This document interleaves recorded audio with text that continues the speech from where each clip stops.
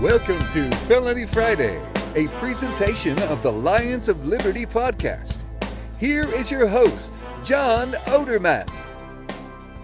Felons, friends, and freedom lovers. Yes, you too, freedom lovers. Gather around the table, gather around the speaker, gather around your iPhone or whatever you're listening on.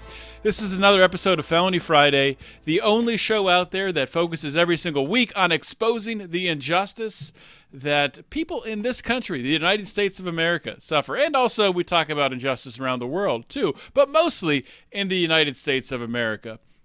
And also, in addition to focusing on injustice, we bring you stories of individuals who have overcome tremendous obstacles, tremendous odds in their fight to add value to society, to contribute, to create a life after prison where they are able to give back and help to change the system that wronged them.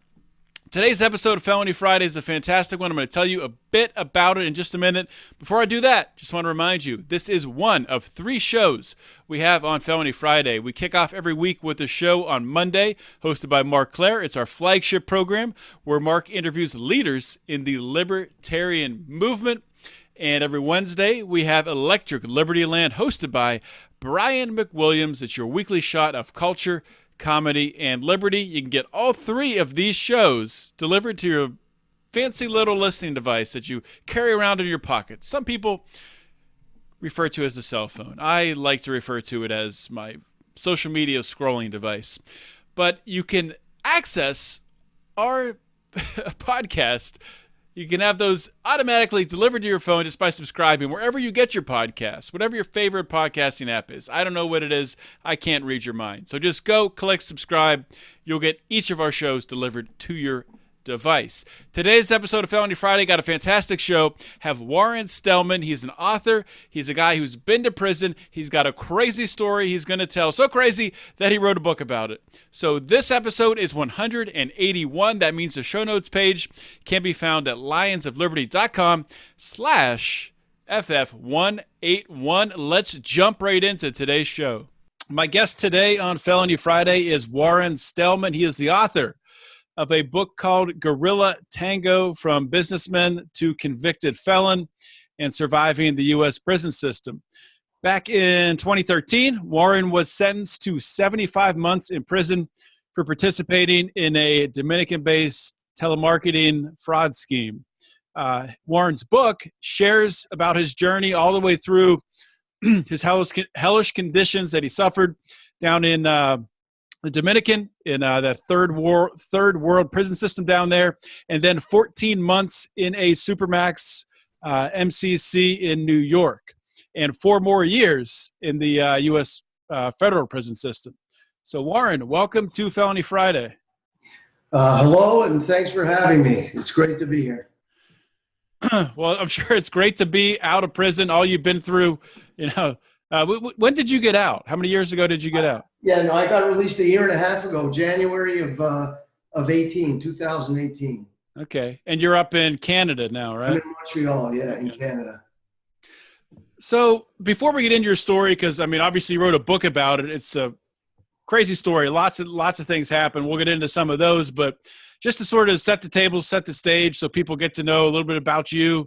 If you could just kind of rewind the clock and talk a little bit about what your life was like before, shit hit the fan and stuff got crazy, but before, anything in the Dominican or any of that. So what was going on in your life at that point in time? I grew up in Montreal, and I went to school. I went to university. I got into business at a young age. I was, pretty successful at an earlier age, and I got married when I was 29. My wife and I had 4 children, and life was pretty good. Living a nice life, and in my 40s, things started to unravel. My late 40s, and I was heavily invested in a business that ultimately failed. I described this in my book, and along with that sort of downward spiral, I began drinking heavily. I never drank. I never, did drugs or drank and it started with, drinking when I was out entertaining customers for business, with wine, and it sort of, it gradually got worse and worse. So it was wine, with, wine, a glass of wine to fall asleep, and then it was wine with everything, and then ultimately vodka. And with the collapse of the business, and ultimately led me down the road to get involved in this, shameful, in my opinion, then now, despicable sweepstakes fraud where, we stole money from people. Something I, forever, carry the shame of doing. And I was involved in that with my wife. So we went down to the Dominican Republic because somebody we knew was running this sweepstakes scam. We didn't know we were going there for that initially, but we found out when we got there that that's what it was. What did you think you were going there for? Initially, I thought it was to sell time sharing. Okay. Yeah. So I got there. Would you say you went there? So you actually moved to the Dominican Republic? Yeah, we got up. It was kind of it wasn't a absolutely permanent thing, but I was going down there to try it out, try doing something. I had lost all my money. My life was in disarray. My wife and I actually got separated, but still we both went down, obviously in the pursuit of money. Mm-hmm. And, we got there, we still lived separately, but we started doing, what we did. And, we did it for a bit. And at some point I understood my drinking was so out of control when I was living there. Mm-hmm. It was like shockingly out of control. And so I started to realize that I was going to die if I didn't do something about it. Shocking out of control, meaning you're like just drinking constantly to that point? Listen, man, I was waking up in the morning, like no exaggeration. First thing in the morning, it didn't matter what time, 6, 6:30, 7. The first thing I did was go to the freezer and start drinking vodka. And I drank all day long and all night long. And there wasn't a day that went by for a number of years where I didn't drink 40 ounces of vodka. I was at the brink of death. One of my kids showed me a picture that was taken back then before I quit drinking. Mm-hmm. And it was, I looked like a monster. So a few things happened living in Santo Domingo. It's a foreign country, and a few things happened that were, I was dangerously close to having serious problems. That could have, I could have ended up dying. And I realized, listen, I can't live like this. My kids were almost at the point of they weren't going to talk to me anymore. Fighting with my wife, committing this fraud that we were committing. It was all too much. And I said, I can't. And so I flew back to Montreal in 2010, and I went to AA. And I quit drinking cold turkey, and I never, drank again after that. Wow. So, I tell the story in the book. I don't want to give it all away, but, ultimately when I was sober, I was more capable once again. And I started pursuing other, legitimate, business ventures. And I started making money again, and things were tracking. But then in 2012, the shit hit the fan. So probably a year and a half after we stopped doing what we were doing, we got arrested, my wife and I both. Was there any hint, in that year and a half or any time before that if you thought you could get caught for it? Or did you, obviously you talk about your drinking, how out of control it was, so you probably weren't thinking properly at the time.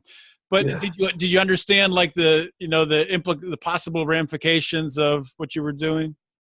The notion that it could happen is all, it's in the back of your mind, but it's almost like it was in the big scheme of things. It was such a small thing, right? And so, no, I never in a million years, thought something like this. Even as things were happening that should have made me realize, oh, this could be about that, I still didn't, really focus on that. Mm-hmm. And, we never had a chance, because from the day my wife and I arrived there was already a confidential informant working in the office where we were. So we were cooked the day we got there. Wow. Yeah, the FBI already had a confidential informant in there. So we would just walk right into it.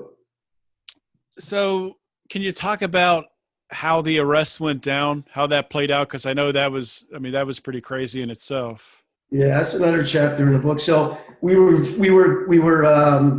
It was August of 2012. We were going to the airport. We were going to fly back to Montreal. Now, we have 4 children. So our 2 younger ones were living with us in Santo Domingo. And they were going to school there, the American School of Santo Domingo. My 2 older daughters were in school here in university in Montreal. So we put them up in an apartment. And we were flying home that summer for 3 reasons. To obviously see the kids, first and foremost. My youngest, my son, who lived in Santo Domingo, we sent him to summer camp in Montreal.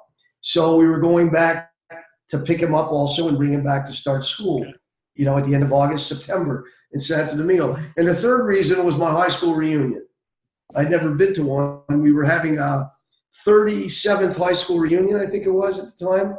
And because of Facebook, people were coming from everywhere. Right. So those were the 3 reasons. When I got to the airport, they wouldn't let me get on the plane.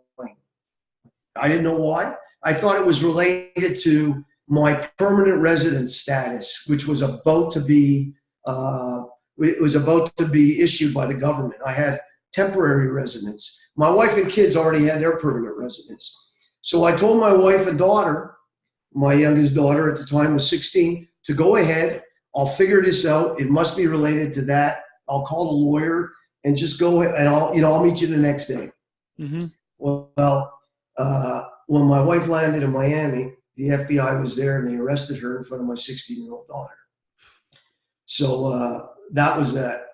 And I found out about it a few hours later. And that's just when the whole thing started. The arrest was on a major city street, downtown Santo Domingo. I was driving. I was in the passenger seat. Somebody who worked for me was driving. And they came out of everywhere, Interpol, in black SUVs. There had to be, I don't know, anywhere 10 to 20 of them. It's hard to remember exactly. It's kind of terrifying. Guns drawn. Not to interrupt you, but do you have any idea why? So why would they let your wife get on the plane? Do they want to? Till this day, I don't know. It's crazy, isn't it? Till this day, I don't have the answer to that. Did they want to separate us? Did they want to keep her away from me? I mean, they would have had her away from me anyway if we were both arrested. It didn't make any sense because they could have arrested me on U.S. soil and they would have saved the extradition and all the expenses of getting me to the U.S. It didn't make any sense. It still doesn't make any sense. I don't know. I just don't. It could be something. It could have been some stupid government bureaucracy where they couldn't get something approved. I think it's probably entirely that. Yeah. Just a mistake, It sounds like that's typical of them. So you get arrested then in Santo Domingo. What happens next from there?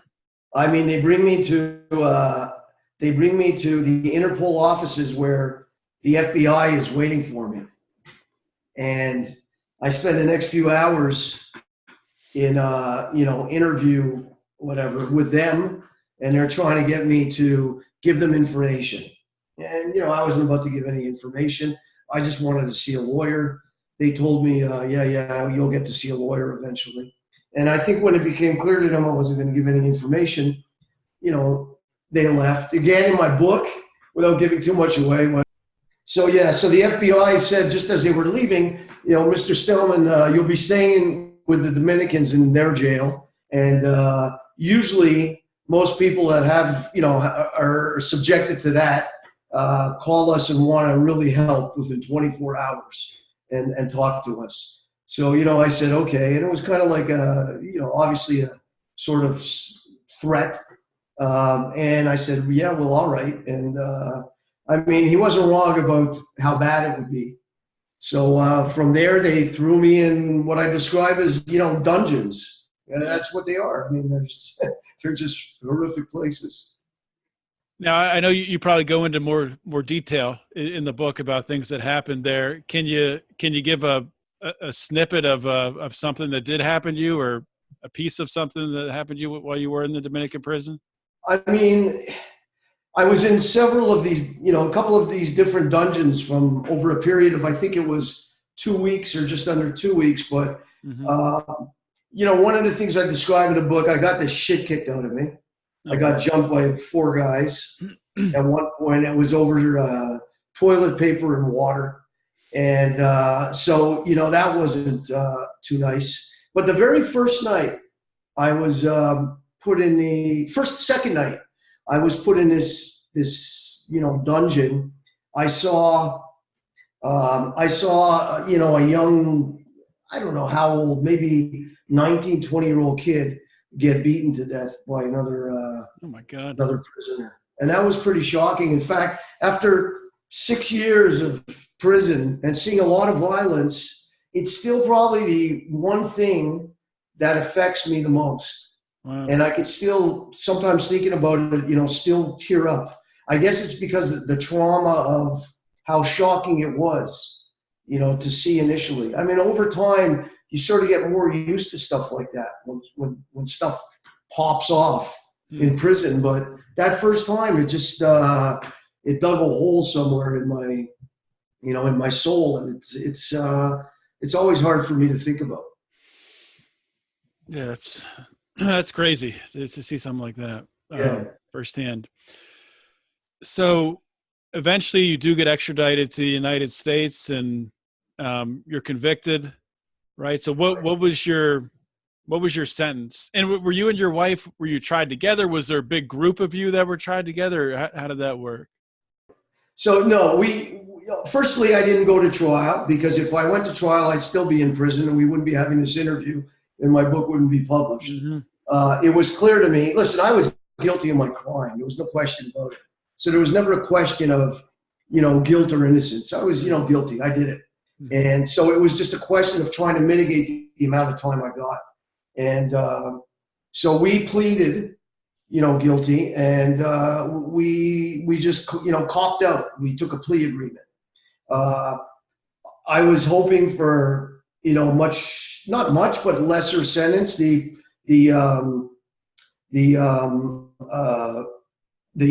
plea agreement was 63 to 78 months. Normally, when the probation office recommends the low end of the guideline range, usually the judge follows it. In my case, he didn't. So he gave me 75 months. My wife got 48 months. So she was home 2 years before I was. So yeah, I did 75 months, which, the whole conspiracy was for less than $1 million. Yeah. So really, it's, by any other standard of any country anywhere, I mean, it's a crazy sentence. I'm not complaining. I'm not looking for sympathy, and I'm certainly not making excuses, but it's just a long sentence. And I mean, just to point out to our listeners, I've seen you talk about this on, other people's shows. And I mean, people who are watching, there's, if you're listening now in the audio, there's a video version available on our YouTube. I mean, I can tell looking at you when you talk about this, that it's not something that you're brushing off. I mean, you committed a crime. Right. So it's very clear. Yeah. I mean, listen, I've said it, I absolutely deserve to go to prison. I committed a crime. I hurt people. I'm ashamed of it. And I wish I could, I wish it didn't happen. I wish I could take it back. But it just, the sentencing and the disparity in sentencing in U.S. justice system is just, it's out of control. I mean, people getting, essentially life sentences for, small drug conspiracies.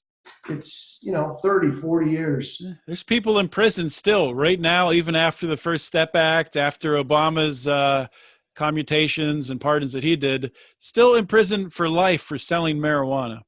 It's crazy. I became very good friends with one guy who was doing a 22-year bid for marijuana. And he hadn't sold marijuana when he got arrested for I don't know, it was 7 or 8 years. So yeah, 22 years, but that really isn't considered in this country. In Canada, it's legal. It's legal in many states now in the U.S., and it will be legal. And even if it becomes, legal federally, I mean, what are they going to keep these people in prison? Probably. Or they'll say, well, they broke the law at the time. I mean, it's a business. Prison's a business in the United States. It definitely is. And I don't know. I know it's more marijuana, just to use that as an example again, is more legal in Canada than it is in the United States. On the state level, some states are starting to legalize it recreationally, but they're not going back and retroactively, letting people out of prison, but they're letting people profit off it now that it's legal. So it's a messed up game. Not to get too far off topic, but I did want to ask you, so when you did end up in the MCC in New York, right? You were in prison, or you were in the same prison that Al Chapo is in right now, right? Right. So he's in an area called 10 South, which is it's the mother of all shoes in the United States. It's where they bring the worst of the worst. It's funny because I tell the story in my book. There's a chapter where I actually spent a couple of nights there because the regular shoe was full. So they brought me into this 10 South, and it was such a bizarre experience because the way the BOP works, Bureau of Prisons, it doesn't matter to them that I'm here for a low-level fraud and I'm going out. The reason I'm in a shoe is because they're taking me out for a colonoscopy. So what they do is they give you the prep and they put you in a shoe because that way you're in isolation, so you can deal with the prep that you have to take for. So the regular shoe. So they bring me to 10 South and they treat me like I'm a 9/11 terrorist, like I flew a plane into the World Trade Center. I mean, that's just the way it is. And so I spent 2 nights there where El Chapo was, but I was on a unit. I was on the 11th floor, 11 North, for the majority of my time. Mm-hmm. That's where, like John Gotti was and a lot of these high-level people. But and my wife was on the 2nd floor, so we were in the same building, separated though, because, men and women can never be together and can't even see each other. So how long did you have to go without being able to see your wife? Well, I would see my wife on legal co-defendant visits. Right. So every few months when the lawyers would come and bring us together downstairs, they would be short visits, maybe a half an hour. Mm-hmm. And other than that, they put me on a restriction, so there was a 5-day delay on my email to my wife or on any email to anyone. So I could actually send a letter from MCC in New York. The post office was across the street, and she'd probably receive a hard piece of mail before she'd get my email. It was just ridiculous. The whole thing was crazy.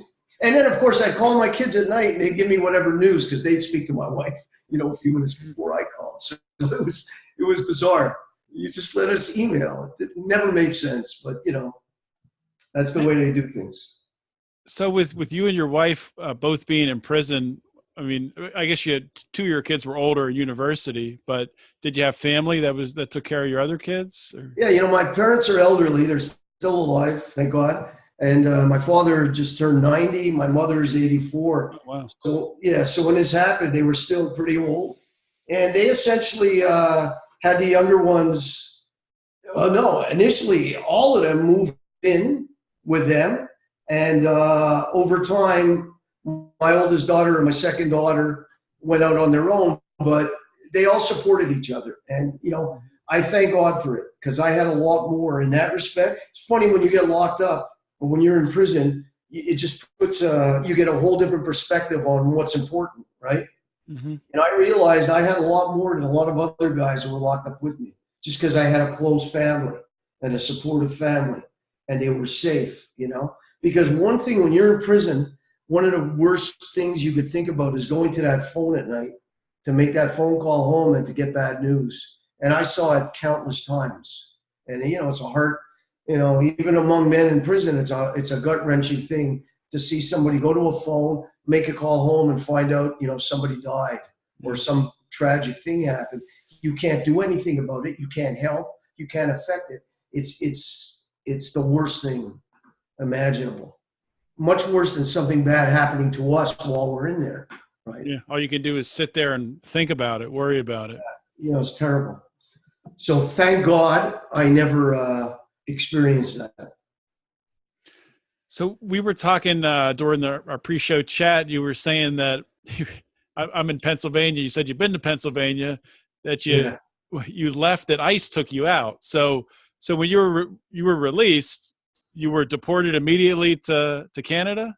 Yeah, so I got extradited from Santo Domingo, the Dominican Republic, Mhm. into the U.S. And once I was in the U.S., I was there illegally, even though you brought me here. So I'm there illegally. So now I'm a deportable alien with a felony. So ICE takes over. So the BOP has to release me to ICE.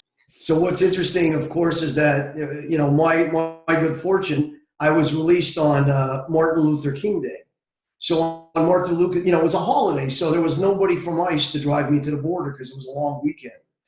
So I was taken from BOP custody, federal custody, driven by an ICE officer locally to a county jail that was designated for ICE, and I had to spend one more night in the shoe there. And then the next morning, two ICE officers who worked in upstate Pennsylvania Mhm. drove me to the Niagara border. So they took me from there. So I actually got, home a day later because of Martin Luther King Day. But, again, not complaining.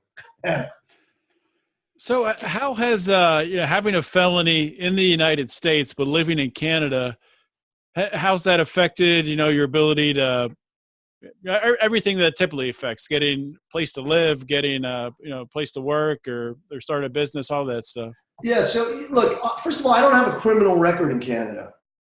And there's no record of my conviction. I don't have a felony, like a foreign conviction on my Canadian record. There's just no record because I didn't commit a crime here. I can't enter the United States because of my felony conviction. So, I'm not at the age where I'm applying for a job either. So, but the way I dealt with this whole thing is I just, as you know, I wrote a book about it. Mm-hmm. And I wasn't going to spend my life, keeping a secret or trying to skirt the issue or hope somebody didn't know or didn't find out. I just dealt with it right off, and it's out there. And if it's an issue for somebody, so be it. I don't really care. As far as I know, I committed a crime. I went to prison. We were punished. And, I'm very remorseful about what I did, but, how it's going to affect me. But to answer your question, realistically, in Canada has had no adverse effect on me. I got a passport, I got a driver's license, I got bank accounts. It could be a lot worse if you're an American released from prison. Yeah. And, you can't rent an apartment, you can't open a bank account. Yeah, it's just ridiculous. It's crazy. Yeah, well, again, there's that business. It's designed to set you up to fail so they can bring you back. Right. Sounds cynical, I know, but you believe it after you lived it. Well, it absolutely is. It's they say the prison system doesn't work. Well, it's working for the people who are running it. Yeah, sure. For the people who are making money off of it. But I wanted to ask you, speaking of the book, so you talked about you just wanted to get it all out there, but what I guess question number one, like, other than that, like, what motivated you to really want to put in the time and the hours to write the book? And question number two, was it difficult for you? Did you have a background in writing? Was it something that came naturally? You know what? I never wrote anything. I was in business, so I wrote papers. I guess, in school I wrote pretty good, but I had no idea. I started writing it without even a real plan to write a book. I got inspired by something that I read when I was in prison. And so I started writing it. And it was kind of like on a lark at the beginning. But you have all this time, right? So, when you wake up early in the morning, you got all this time, and you kind of just, you got to keep a routine in prison, or else it's the time could kill you. You got to do something. So I started writing, and, by the time I got released, I had 34 chapters written of a 72 chapter book. And as it turns out, I'm apparently a pretty good writer and a good storyteller. I wasn't sure. I read it. I liked it. I'd let guys in prison that I was close to, I couldn't let them know. I couldn't let the guards know I was writing a book, and a lot of the content was about prison and where I was. Because they'd come in and just destroy it, probably. Oh, yeah. They would have tossed my stuff, and they would have taken it away. They would have thrown me in a shoe, and they would have put me on what they call diesel therapy and shipped me all over the country. for sure. So I was always nervous about that. But I would go to a few guys who had been locked up for a long, long time. Mm-hmm. And, I'd been in penitentiaries and mediums and lows, and I'd vet it with them, and they'd come back and they'd go, Canada, this stuff is unbelievable. This is great. And so I'd be like, really? If you find it, so interesting, a guy like who you've lived way much more than me. So that was the first indication that maybe there was something here. And then when I came home, I'd vet it with, friends and people I know. I'd say, hey, read a couple of chapters. And everybody would say, oh my God, it's unbelievable. Give me more. So I started to get a little more validation. And then ultimately I found an editor, and she was really not interested in editing any more books. She lived in Montreal coincidentally, and I came across her through somebody. And so I met her, and she didn't want to know anything about me or my story, nothing. Every time I tried to tell her anything. So I met her for a coffee. She read the first chapter. She lifted her head. She said, let me get the second chapter. And she read it, and she looked at me. She said, I haven't edited a book in like 5 years because I'm so tired of editing crap. And she says, I'm going to edit your book. Wow. And I looked, and I realized, I got something. So, after that, she did the editing. She told me initially it would take her about 2 months. And after 2 weeks, she called me and she told me she'd already finished chapter 33 or something. So she says, I can't put it down. The story's crazy. I said, really? She goes, yeah. She goes, listen, you could write. I said, oh, really? I had no idea. So she finished it pretty quickly, and I released it in September. Sorry. She started in July. September 16th, I released the book. Last year, 2018, and 2 days later, it was #1 on Amazon in Canada. Yeah, in Canada. How'd you go about getting it published? Was that hard to do? I self-published it. Okay. I actually had a publishing offer from one publisher, but I sort of quickly did the math, and I realized there's no money in it for me. I mean, I'd have to sell millions of books to actually see any money, and it's they pay you so little. So I said, I didn't write the book for money. It wasn't a reason I wrote it. I didn't really write it for fame or money. I think if you ask me really, why did you write the book? It was really to try to sort of, mitigate this veil of shame that I left on my children.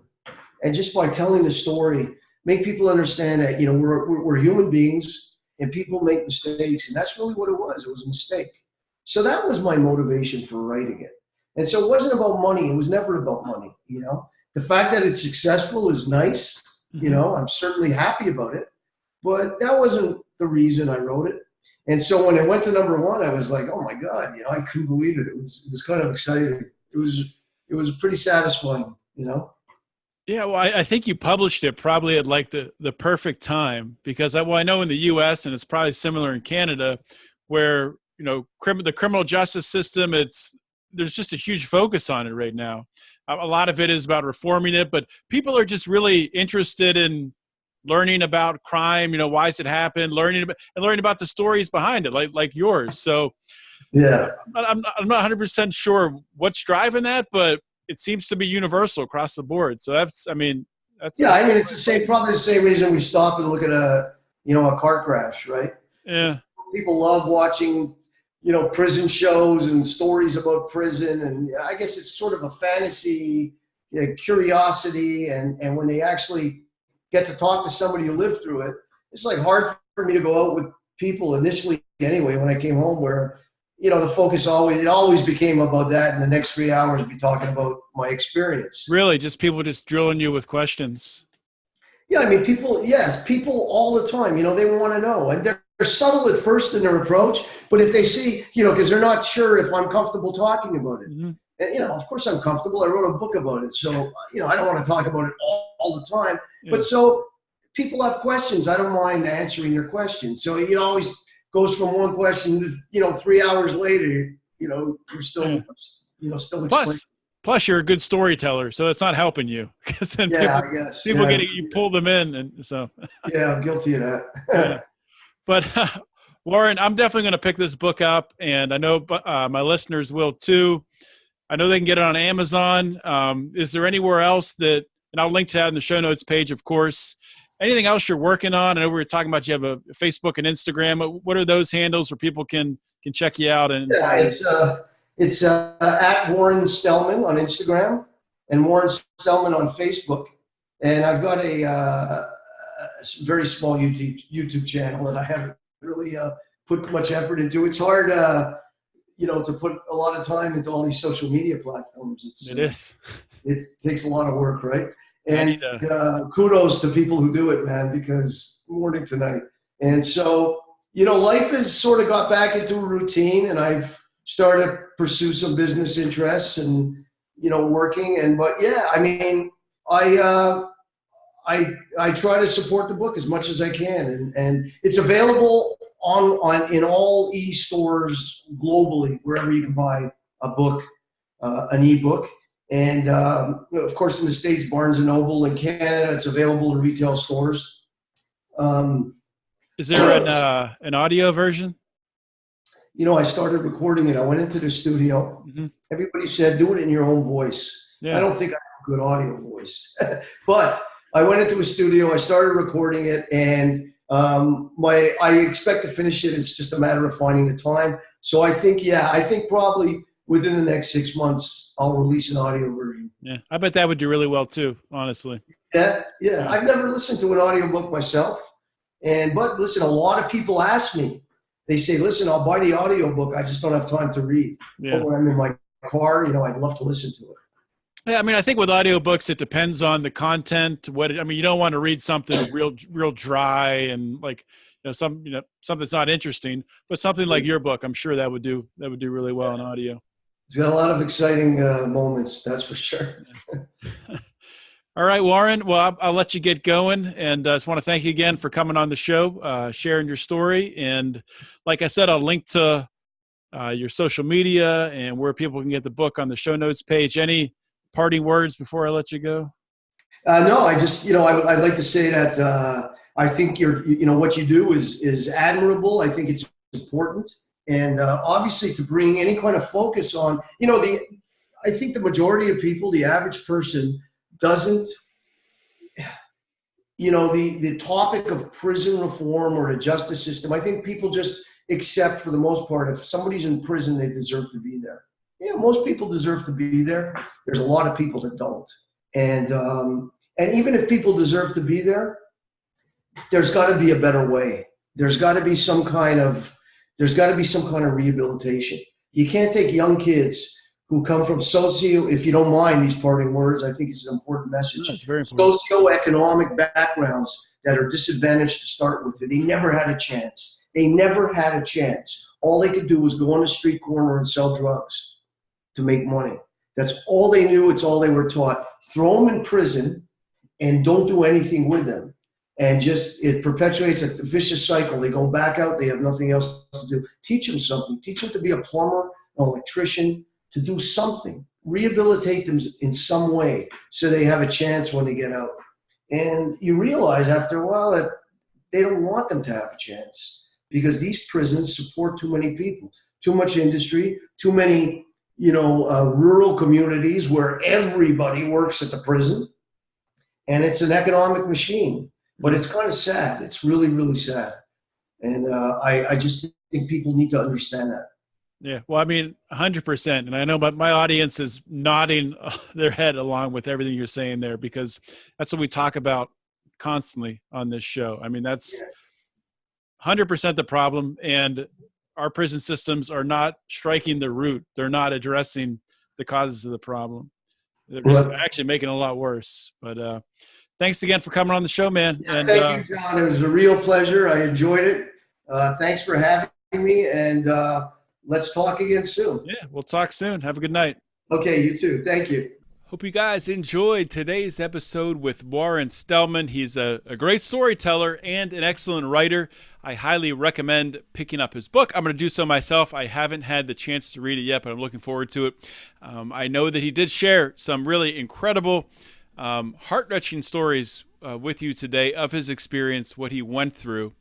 And, and Warren talked about it today. I mentioned it. I've seen him on many other shows. A lot of people will look at what he did and look at really the nature of his crime and say, well, that guy, he should have seen it coming. But this is a guy who's very remorseful for his crime. And one thing I want to make perfectly clear, which should be clear to anybody who's a sane person, that a crime like Warren's, first of all, in my view, it doesn't make any sense to put someone like that, to lock them in prison, especially in, an MCC type prison. And, he's not a violent person. It wasn't a violent crime. But on top of that, at the end of the day, a crime like his, where there's been fraud of some sort, some manipulation, misleading information, whatever, theft of funds in some way, putting someone in prison doesn't make sense, because at the end of the day, the goal should be to pay those people back. That is not the goal, though, of our legal system. It's not to get, these people their funds returned that they've lost. It's more from a punitive angle. So that's the way laws are written, or that's the way laws are written, and the way that it works, which I personally don't agree with. But I mean, with that being said, it's just completely ridiculous and insane, everything that he went to have to spend so much time in the Dominican prison there, and that just goes. Those stories, it that really stopped me. It stopped me in my tracks. And he was sharing the story about seeing a young man getting beaten to death in a Dominican prison. I know that stuff happens in the United States too. Probably happens a lot more frequently in third world countries like the Dominican Republic, and I think it's hard to argue against that, especially knowing everything that's been happening there recently, which is pretty terrifying stuff. Anyway, I digress. Please pick up Warren's book. I will link to it on the show notes page. You can shop through the Amazon link there. You can find the show notes page at lionsofliberty.com/FF181. And that will be a wrap for today's show. Got to keep this conclusion short. Got a bunch of stuff to do. Just want to remind you guys, if you like Felony Friday, if you like Lions of Liberty, you like what we're bringing to the table here, and you're like, could I say like anymore? I don't know. If you want us to expand this message and reach more people, we would love your help. We would love you to come on board as a patron, as a member of our Lions of Liberty Pride. Check out patreon.com/Lions of Liberty for more information. And thank you in advance for your generosity. That's a wrap for today, guys. Thank you so much for listening. This is John Odermatt signing off. Always remember to keep your head up and the fires of liberty burning.